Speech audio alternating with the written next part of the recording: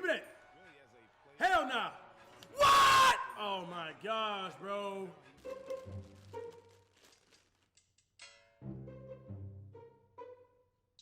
Wait, what? What? He got me a fucking no! Why you all ball so bad? Oh God! Gary! No! Yeah. Come on, Gary!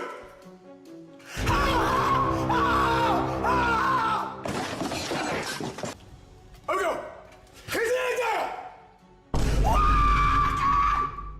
NBA 2K, the series that was beloved back in the mid-2010s, has now been the most hated sports franchise on the market, with fans becoming very upset with the way the franchise has went about different things in the past couple of years. From being a game that was a fun experience and new way to play with friends online, to a franchise that has been obsessed with making as much money as possible, with little care for their fan base of the game and the fans' enjoyment out of the newer games produced in the series.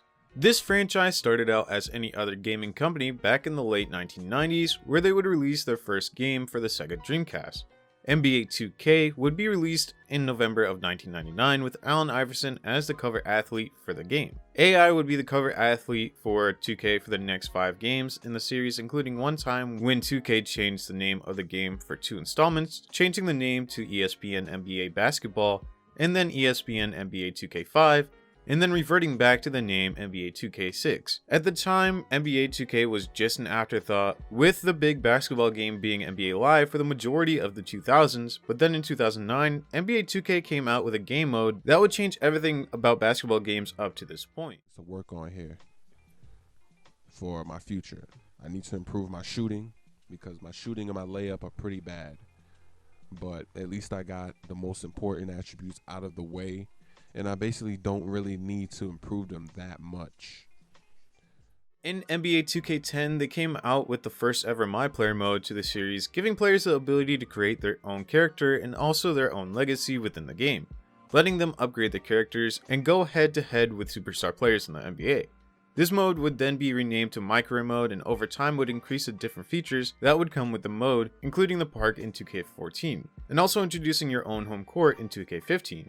This would explode 2K's popularity, and from there on, 2K would be considered the best franchise for basketball games over EA Sports. This would only be emphasized more in the future because EA would start to cancel releases of new titles in the series and would completely give up on the NBA Live franchise almost 3 years ago, with their last release being NBA Live 19 that was released in September of 2018. But that wouldn't stop NBA Live's popularity. To this day, Live is still a more searched game on Google Trends than NBA 2K is, and it could be possible that we see the resurgence of NBA Live once again in the future. But with really no competition at this point, 2K started to slow down on their changes to the game. From 2K19 to 2K20, there was very little to no changes at all to the gameplay. It featured the same park with the same features within the park, making it a literal copy and paste of one game to another. Is literally what it appears to be is like the same type neighborhood, just like the only thing different I'd say is how the park, like just the how big the square of the park is.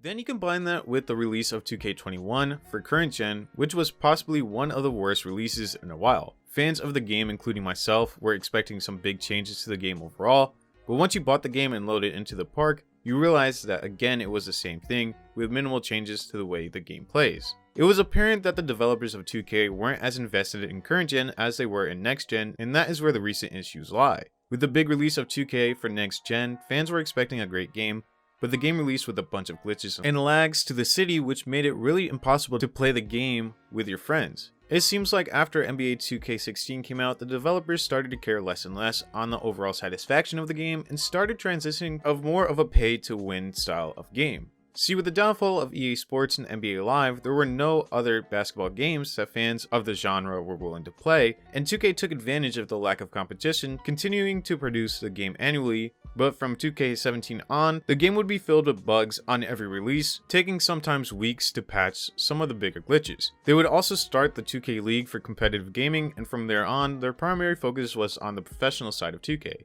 But let's take it back a couple notches to the beginning of the downfall of NBA 2K. Now, my fondest memories from NBA 2K was coming home in 2014 and watching a little known YouTuber play NBA 2K15, and at the time, my team wagers were at their highest.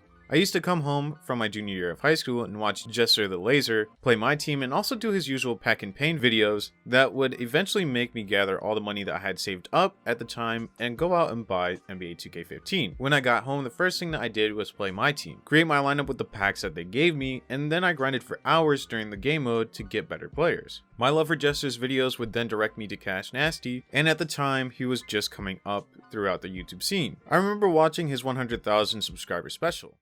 100K, okay? 100K, okay? 100K, okay? 100K, okay?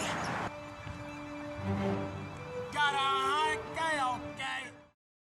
At the time, these were the two guys I watched consistently for their NBA 2K content.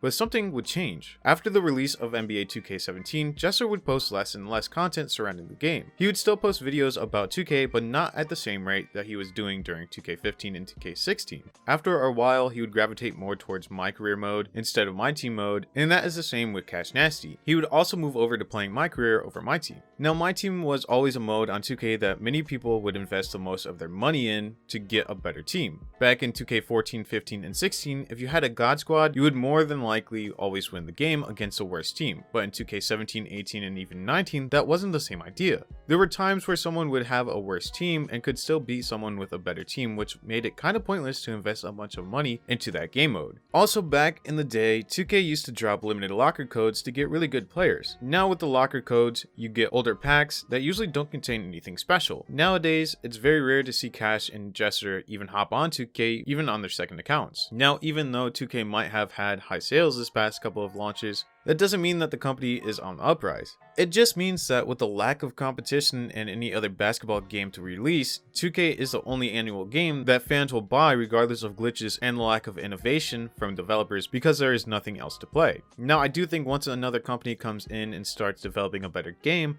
2K will have a hard time trying to keep up. It's just a matter of time. But let's look at where things started to go wrong. 2K started to release unfinished games these past couple of installments, making it very hard to even play the game. Whether it was random glitches within my career, or even worse glitches that would delete your progress to your character. 2K has struggled to release a completed and well-tested game from NBA 2K17 onwards. Another huge issue for me was the consistent money grabs for 2K as a whole, making you spend VC on clothes and hair for your player. Even if you already own a certain hairstyle, you would have to go back and pay for that same hairstyle, in the pay-to-win style of game. It takes about $100 to upgrade your player to its max level when you first get the game, and on top of that, you're already paying $60 for the game. Then you combine that with 2K now increasing the price of the game for next gen to $70, and also their double release this year that reined them in a bunch of money for the current and next gen products. And I really don't like how they used Kobe for his likability and unfortunate passing to gain even more money. If they really cared to cement Kobe's legacy, they would have put him on the cover on the regular game, not the more expensive version of the game.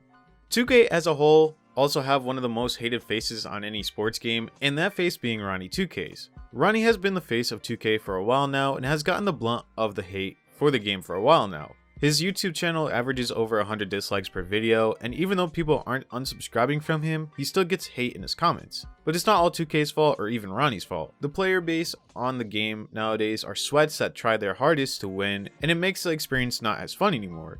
You also get into situations where people use modded controllers to help them green shots, and also just cheating as a whole. The landscape of the game has been filled with players that cheat, and 2K takes a while to come out with patches to fix those issues.